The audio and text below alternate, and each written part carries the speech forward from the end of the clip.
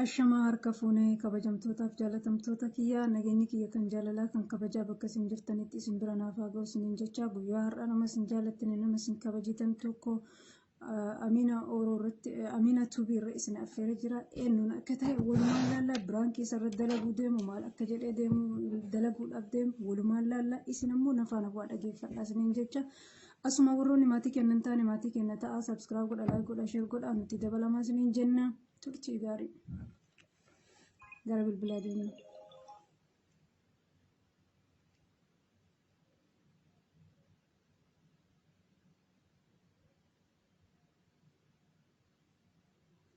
Hello.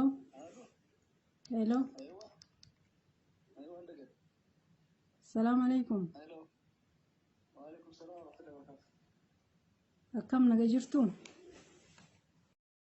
Ashamaa harka fuunee kabajamtootaaf jaalatamtoota kiyyaa nageenyi kiyya kan jaalalaa kan kabajaa bakka isin jirtanitti isin bira naaf haa ga'u isiniin jecha guyyaa har'aa nama isin jaalattan nama isin kabajitan tokko Amina Tuubii irra isin affeeree jira. Eenyuun akka ta'e walumaan laallaa biraan keessa irra dalaguu deemu maal akka jedhee deemu dalaguudhaaf deemu walumaan laallaa isin ammoo nafaan waa dhageeffadhaa isiniin jecha. Asuma warroonni maatii kennan taane maatii kenna ta'a sabskiraayib godha laayik godha sheer godha nuti dabalamaa isiniin jenna. Turtii gaarii gara bilbilaa deemna.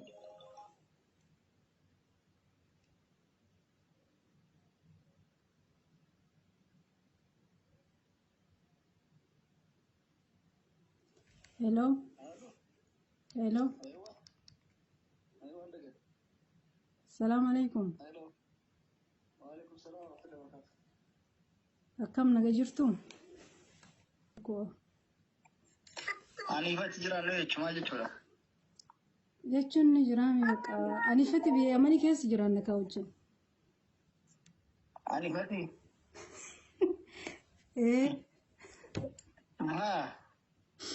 Maali? Maal jechuun akkamitti jiraanna? Bakka ni jiraame anifati.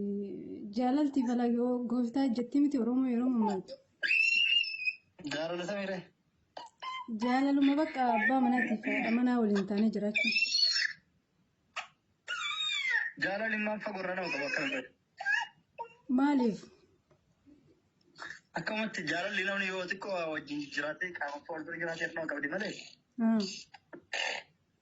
Ka fagoo nama qabdu sana naan galfadha.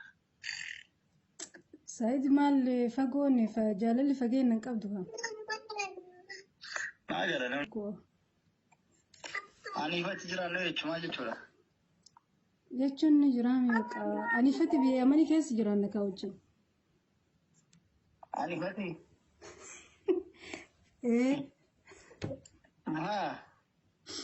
Maali? Maal jechuun akkamitti jiraanna? Bakka ni jiraame anifati. Jaalalti falagoo gooftaa jetti miti Oromoo yeroo mummaltu. Jaalala samiire. Jaalaluma bakka abbaa manaatiif haadha manaa waliin taanee jiraachuu. Jaalalli maal fagoo nama qabu akkamitti? Maaliif? Akkamatti jaalalli namni yoo xiqqoo wajjin jiraatee qaama fuuldura jiraatee nama qabdi malee. Ka fagoo nama qabdu sana naan galfadha. Saayid maal fagoon jaalalli fageenya hin qabdu haa? Maa jala namni fakkeenya yoo asuma keessa wajjin jiraatee gaaf takka takka qaama wal argee gaaf takka takka walii bibilee haasa'ee yeroo dheeraa gubee wajjin haasa'u irraa kan ka'e yoo waan adda addaa walitti kakkalaa irraa walitti maxxanuu irraa jaalatti dhufti malee. Qaama fageenya miidiyaa warra si argee si jaaladhee maali jedhama hatta Itoophiyaa irraa hatta biyya biraati irrallee. Anama bare fageenya qofaa miti Adaamattus argee ture beek gaaf tokko wajjin hoteela keessatti shaayii bunnaallee waliin jenne bare ati na dagatti malee. Warra koo kabaree nama hedduu wajjin jedhee jira. Guyyaa takkitti waliin jenneef uumamni jiru. Ani Finfinneetti illee bare bakka Adaamaa qofaa miti Finfinneetti illee. Naagalee sunis warra koo qabu hin jedhan sanillee. Namni akkanumatti wal beekeef wal affeera wajjin shaayii bunaan jedhaa yookaan bakka hafla adda addaa wal arginee wajjin waan barbaanne jechuu hin dandeenya.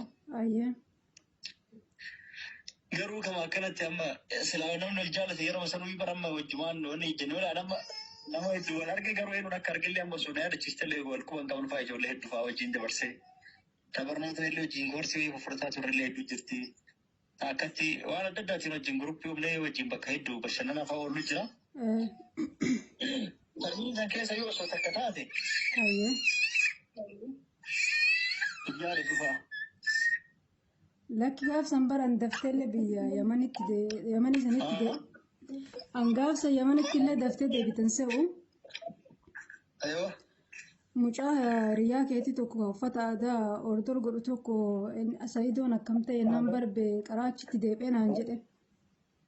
Waa sani. Bakka isaan akkasinnaa inni mi'a nutti dubbadha naan jennaan lakki ittiin dubbatiin ati yookaan waan dhugaatti hin dubbattu waan sobaatti dubbatta ofumaatti dubbachuun haa wayya jedhe. Gaafsaniyyuu ani si waliin taa'ee shaayii buna haa jedhu malee an gaafsaniyyuu bakka akkas. Kanaafuu ammaati jaalala jechuun jire. Jaalala kaayoo qanii jiran jaalalti falagoyitaatti ittiin hima Oromoo. Amma na jaalatte moo gaafsa maa calliste? Ani bara irraa miti gaafa Itoophiyaatti argisan qofayyuu sun taane durumayyuu jalqabayyuu baay'ee si jaalladhaani. Hayyee galata mana jaalatti bichaa jaalatu.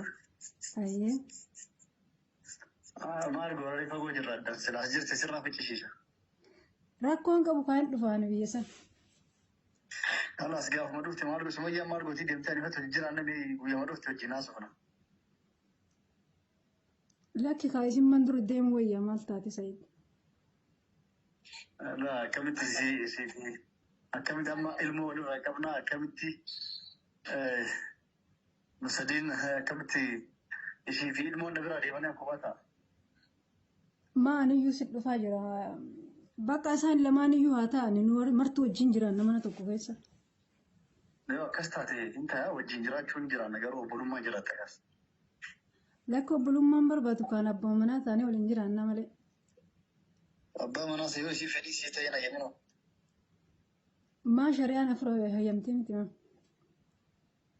Afran keessa yoo ishii si hayyamuu didde akkam taata? Yoo isiin hayyamuu didde. Wanti hundi hin ta'a osoo hin ta'in hin ta'ullee ni jirti beeka. Kanaaf yoo ishii sadi hayyamtee afuraffaa si didde akkam taate lama hayyamtee. Lammaffaan sun ana ta'uu qabdi gaa. Yoo isiin didde akkam taataatiin miidhagda. Kanaafuu. Ani Sayid si dhiisuu hin danda'u qaba. Bakka jechuun dura nama meeqa sitti arguu fi yaalii godhaa ture lakkii namni kun itti naaf hin geessu jedheetumaan ofii kiyyaa itti dubbadheeti bara. Namni immoo hedduu kana dubbisu. Kan waa'ee jaalalaa haasawaa fi kasi jaaladha jedhu qofaa miti nama hedduu. Biyya gara waraa garra kaminuu akka addaanaa manuu wallaaliyan. Yeroo tokko immoo kanaas yuutuubaraa isuma biraanchiin warra dalagaan hullee itti mee fataa jennee yeroo itti dabarsan jedhanii waan akkanaa jedhani. Kanaafuu osoo ati dhugaanuu na jaalattee kan uffanni taate an dhugaan si hubeta. Lakki ani biraanchii sirra godhu sun taane an dhugumaan yoo. Beekee namoonni tokko isa qofa yuutuubii irratti biraanchii na godhaan hullee xiqqoo itti muudii irra qaban jedhanii ture. Ansi jaaladhee ammaradhee tabiyya jirtus baaran dhufa itti taba bakka biraa jirtus si dhufa yookaan si fuudha itti. Lakki an baara sanillee sodaadha xiyyaarumaan dhufa. Ofii ta dhuftuu fi ofii tana fudhattullee nagarre. Tama jettu malee kanaafuu hunduu hima jetti atillee jechuma jirte jechuuf. Lakki an dhugumaan jechaa jira malee ani akka warra saniiti miti kaa dhugumaan jedhaaraan. Mee dhugaa ta'uu maaliif beeknee gaafuma dhuftee qaama dhugaa ta'uu addaan beekne. Gaafuma san murteessin ammoo kan fagoo kana heddullee haasawuun dhugaa dheedhee yaaduun. Bakka hin ta'u jechuun. Maal godhanii ta'an jaartii qaballee. Silaa na jaalattee na jaalatiin jiru. Waan na jaalatteef galatoomii rabbi si haa jaalatu anis si jaaladha. Obbolummaan osoo wajjin jaalannee fagootti wajjin jiraanne bareeda. Fagoorraa nama jaalattee achi dhufaatti ni miidhamtaa. Yookaan akka achi fagoo na laaltee na jaalatte qaamaayyoon argisiisu ta'uu ba'a. Lakki nama fagoo miti kaanamu jechuun kun Finfinneetti illee wal argine Adaamatti illee wal argine. Naagale wal arguu qofa asustee silaa wal So gaafa sanuu si argee miti ree maal si argareem?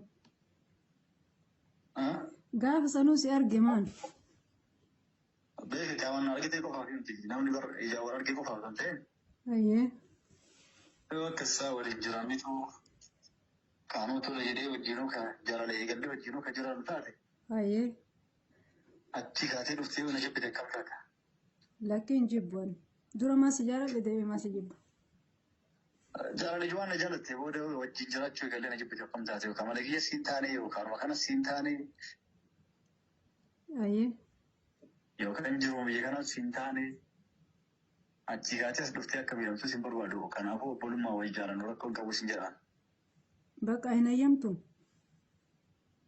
Anima akkam gooree siin miidhamtaati. Ayyee ka akka jaalala kan kee kana dagadhu maal naadhaam taree obbolummaa okay. Waan sidaamu ana yeroo hunda kan daawwatine Ayyee. yeroo hunda na yaadatine Tole. suuraalee buustee telefoona keessaa qabattee yookaan viidiyoo qabattee sufarra haaqee Ayyee. teenshinii kan kee gara dalagaa biizines akkamitti dafee daddafee guddadhee jijjiiranii biyya namaatirraa gara biyyaa galaa waan akkamii ijaaradhaa waan akkamii bitadhaa biizines akkamii of dura dalaga kan jedhu qofa yaadetti garagalchi. Tole. Kanneen kana yeroo akkam biyya galee heerumaa sargii akkam godhadhaa kan jedhu kanneen yaade Ayyee. malee yoo Wali ada daban ta'e amalaa oltee yookaan diraamarraa dassi jedhaa yookaan firaankiin dassi jedhaa yookaan immoo ta'uma kee kan haasa'uu fa'aas dassi jedhaa. Tanuma tanarraa namni nama jaalata. Ishee. Malee nama jaalatu dhabdeeti miti ka jaarsa nama jaartii qabu jaalattu. Ayyee. Dhugaadha beekamaadha nullee akka bitu baraatti namni nu jaalate alhamdulillah. Akkuma yeroo jaartii hin qabne artiistii takka fiilmii irratti argine isii meekaappii dibanii babbareeddee tolte. Ishee. Yookaan sirba baastee sirbiti yookaan fiilmii dalagdu argine yookaan diraama irratti argine jaalalti irraa nu qabdu. Okay. Waan akkasii ma jira jechuufi nullee akka islaamitu baraatitti humni kennaaf siqe bakka adda addaatti isin jaalannachuu jiran dhugaadha. Ayyee. Rabbiin galannaa gahu. Maammayyuu sadarkaa guddaarra jirtanii. Kanaafuu obboleettii miidhamiin jechuufi. Okay. Ati dhiira siis ta'u bareedaa kana caalu gashtii shabalaa dhabdee miti. Ayyee. Si birattuu yoo fagoo achirraa kaatee as yamanii ni jaallatu ilaalin argachuu hin dandeetta. Okay. Kanaafuu waan lallaaltee irraan waan akka ana jaalatu si godhe kan irraa fageessin jedha. Ayyee ana qofaa miti fakkaattonni akka yaalle ka warri si barreessu si bilbilu sanillee dhaamsa dhaame. Dhaamsa jaraa jarumaaf dhaama maal godha sitti barreessa walan bitaati. Hundaafuu biraan kitaaba jirta. Hundaafuu biraan kitaaba. Waamee kanaas bultee biraan kina jettaa. Maa si qofatu biraan keen onnee namaatiif diraamaa dalagaatiin biraan kee nama godhaa nama sagalee waraaba. Awwa dalagaa kan kee yaa'u jira. Ani bar dhageettaa dhugamaan akka yoo si lallaaru. Ayyee. Bareedaa yoo na ergitee fi yeroo tokko tokko salaaman natti na gaafattuu fi nan irraanfattu yeroo hunda na dubbistaa. Ishee. Mucayyoon tun akkuma isii suuraa isii argee jaaladhe na jaalatte shakkee beektaa. Ayyee. Kanaafuu anu waan si jaaladhee fagaan isii wajji asee malee isii wajji nuun haasa'u.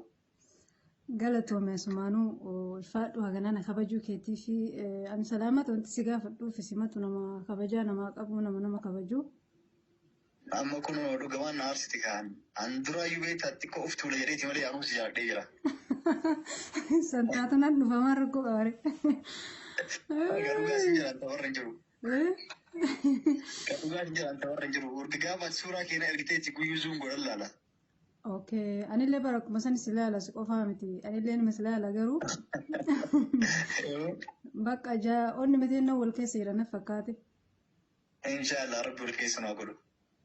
Asumaanuu maal dhaamattarree yoo nutti aartan dhiifama nuu godhaa. Rakkoon hin jiru. Ayyee. Anillee asumaan achi garagalchee ture. Ayyee rakkoon qabu. Asis ta'uu diddee. Rakkoon takka hin jiru. Jedhamni jedhama iddoo hordoftoota si hordofuu jiraniif jajjabeessaa mucayyoo cimtuu tanaa akkanatti piraakii osoo niitiin irratti daleedde. Sirraa kafaladha. Rakkoon qabu kafaladhu dandeennaan. Akkasii ayyee kanaafuu. hordoftoota keetiin waan biraan dhaamu waan laaltaniif waan like subscribe gootaniif galatoomaa bakka jettaniin nageenyi si wajjin haa jiraatu. Assalaamu alaikum warahmatullahi wabarakatuh. Naa jedheeni. Waalaikum salaam warahmatullahi wabarakatuh. Waan biraa waan qabu nagaan naaf turii. Isheetillee nagaan naaf turii waan hayyamamaa taatee Aminatu biirratti affeeramteef ulfaadhu galatoomii intalatee jamu waliin umrii dheertu rabbiin isiniif haa kennu. Asumaan Amina illee irratti dalagaa ittiin dubbatin Muktaariin illee lakkoofsa jara naaf ergi. Tole ayyeesiif kenna. Ayyeeshi baqa halkan gaarii si haa ta'u. Ayyee galatooma. Ayyeeshi. Waan ayyee. Ayyee.